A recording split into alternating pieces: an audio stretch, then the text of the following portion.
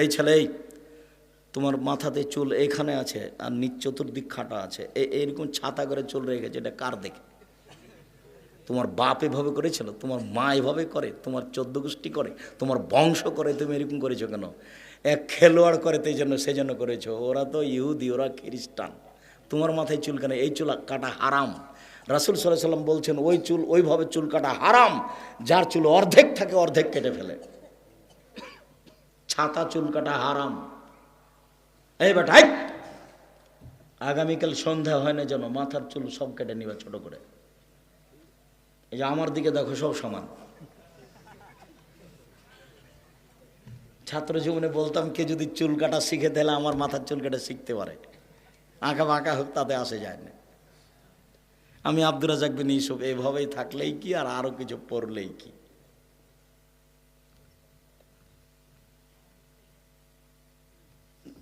এই চুল কাটা হারাম, এটা হলো ওদের অনুকরণ।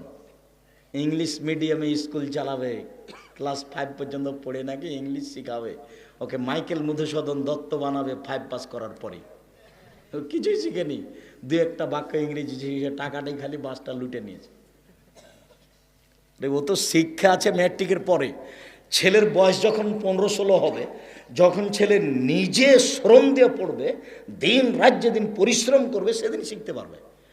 একদিন আমি আমার নিজস্ব সামনাসামনি ঘটনা নকল করছি।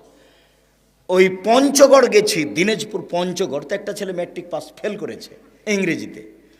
তারপর ও বলছে যে আমি ত্যাগ করলাম হুজুর, ইংরেজিতে আমি ফেল করলাম, ইংরেজি শিখেই আমি পরীক্ষা দেব। এমন পড়া পড়লাম, আমি যার সাথে ইংরেজি বলা শুরু করি তার চোখের পানি না আসা পর্যন্ত আমি তাকে ছাড়ি না। বলতে বলতে যখন ও একবার মুখ বন্ধ করে আর বলতে পারে না, তখন ছাড়ি। ও ইংরেজি ফেল করা ছেলে। তুমি তো ভালোই, তুমি তো শেরে বাংলা আবুল কাসেম ফজলুল হক, দ্রন্দ্ব ডানপিটা আবুল কাসেম ফজলুল হকের মতো হয়ে গেলে। ফজলুল হকের ছেলের বাপ একদিন তার মাকে বলছে, এই তোমার ছেলে ঘন্টার ঘন্টা নদীতে সাঁতার কাটে, তোমার ছেলেকে কুমিরে খাবে। মায়ে বলছেন কি কুলক্ষণে কথা বলেন, আমার ছেলে যদি বেঁচে থাকে এ দেশ থেকে কুমির তাড়াবে। কুমির মানে ইংরেজ, কুমির মানে ইংরেজ, আমার ছেলে ইংরেজকে তাড়াবে। একদিন দ্রন্দ্ব ডানপিট আবুল কাসেম ফজলুল হক বইগুলি নিচে আর ছুঁড়ে মারছে, নিচ্ছে আর ছুঁড়ে মারছে। চট করে পিতা হাতটা ধরে নে বলছে, এভাবে বই ছুঁড়ে মারছো কেন? আব্বা এইসব বই দিয়ে কি হবে? কেন? এ বই আমার পড়া হয়ে গেছে। তোমার পড়া হয়ে গেছে?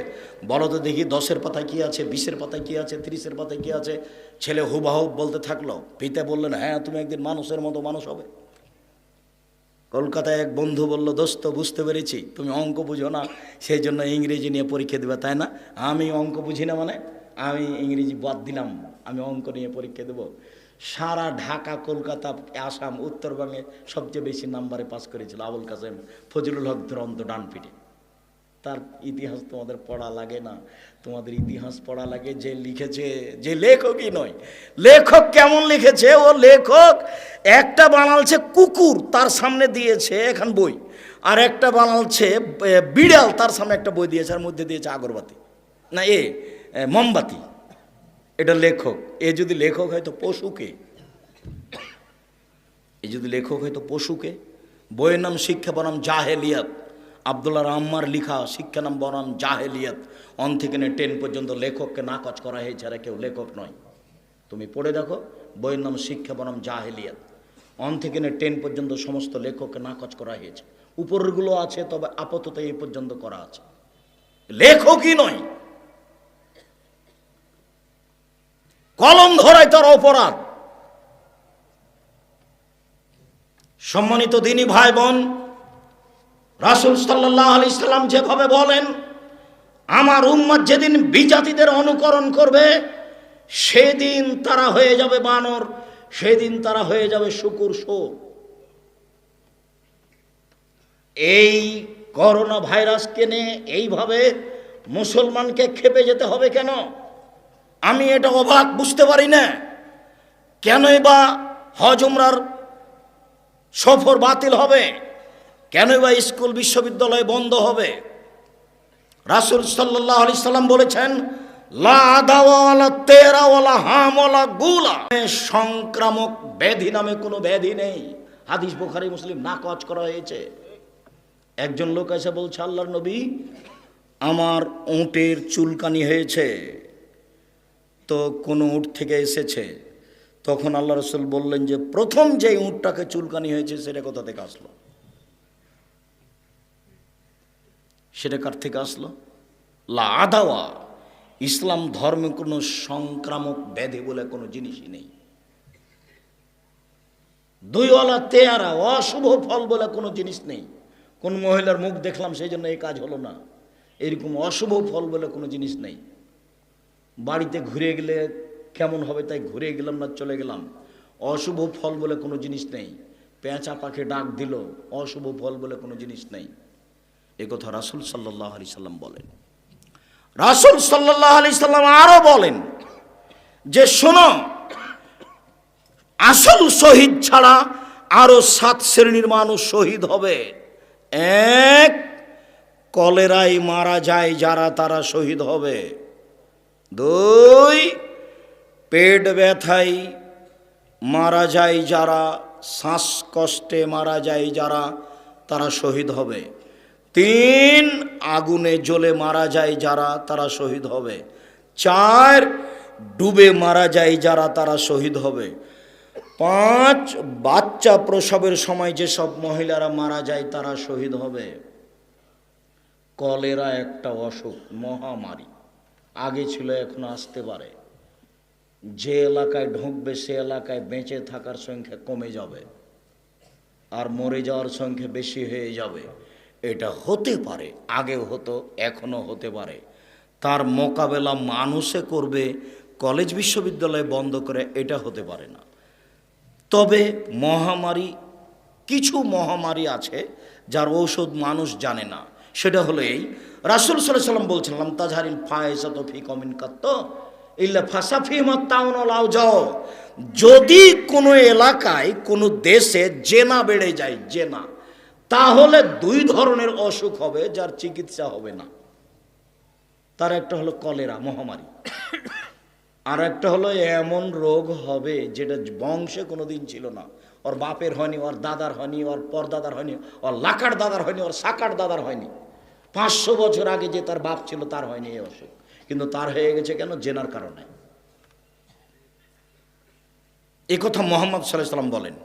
তখন এই রোগের আর চিকিৎসা নেই। এই রোগে কলেরা হলে তখন চিকিৎসা নেই। এইটা কলেরা হতে পারে, তবে সারা পৃথিবী জুড়ে এভাবে হবে তা নয়। এটা গুজব, সারা পৃথিবী গুজব, কোনো এলাকায় হতে পারে, কোনো দেশে হতে পারে। আর যখন এটা হবে মহামারী হিসাবে, তখন বেঁচে থাকার সংখ্যা কমে যাবে, মরে যাওয়ার সংখ্যা বেশি হবে। স্বাভাবিক, এটাই দেখা গেছে। যারা মুরব্বী আছে, কলেরা হয়েছে গ্রামে, জিজ্ঞাসা করে দেখেন, 19-20 হতেও পারে। তবে এইসব কারণে যদি এই মহামারী বের হয়, করোনা ভাইরাস বের হয়, তাহলে তার মোকাবেলা কি? মোকাবেলা করার একটা পথ আছে যেটা রাসূল সাল্লাল্লাহু আলাইহি ওয়াসাল্লাম বলেছেন। সেটা কি? দোয়া পড়তে হবে, আল্লাহুম্মা ইন্নী আউযু বিকা মিনাল বারাসে ওয়াল জুজামে ওয়াল জুনুনে ওয়া মিন সাইল আসকামে। আল্লাহ, তোমার কাছে আশ্রয় চাচ্ছি ধবল রোগ হতে, কুষ্ঠ রোগ হতে, পাগল হয়ে যাওয়ার রোগ হতে, আর সর্ব ধরনের বিপজ্জনক খারাপ অসুখ বিসুখ রোগ হতে। শেষের বাক্যটা সব রোগকে ঘেরা আছে। এই বাক্যটা বলতে হবে, সকাল সন্ধ্যা বলতে হবে, বলতে থাকতে হবে, সালাম ফিরার পূর্বে বলতে হবে। দুয়ার বইটাতে দেখিয়ে আছে, আল্লাহুম্মা ইন্নী আউযু বিকা মিনাল বারাসে ওয়াল জুজামে ওয়াল জুনুনে ওয়া মিন সাইল আসকামে। আল্লাহ, তোমার কাছে আমি আশ্রয় চাচ্ছি ধবল রোগ হতে, কুষ্ঠ রোগ হতে, পাগল হয়ে যাওয়ার রোগ হতে, সর্ব ধরনের খারাপ রোগ হতে। দোয়া মুখস্থ করতে হবে, আগামীকাল সন্ধ্যা হতে হতে, বড় নয়। আল্লাহুম্মা ইন্নী আউযু বিকা মিনাল বারাসে ওয়াল জুজামে ওয়াল জুনুনে ওয়া মিন সাইল আসকামে। এই দোয়ার বইটাতে দেওয়া আছে। আজকে দোয়ার বই আছে কিনা আমি জানি না, বাড়িতে আছে, দেখে নিন। বাংলা মেসকাত খণ্ডে আছে, দেখে নিন। এই দোয়া ব্যবহার করেন। এই দোয়া মোকাবেলার জন্য ব্যবহার করা যেতে পারে। মোকাবেলা শব্দই চলবে না, বেঁচে থাকার জন্য মোকাবেলা শব্দ চলবে না। কি বলতে হবে? এই অসুখ বিসুখ থেকে বেঁচে থাকার জন্য, বেঁচে থাকার আশায় এই দোয়া পড়া যাবে।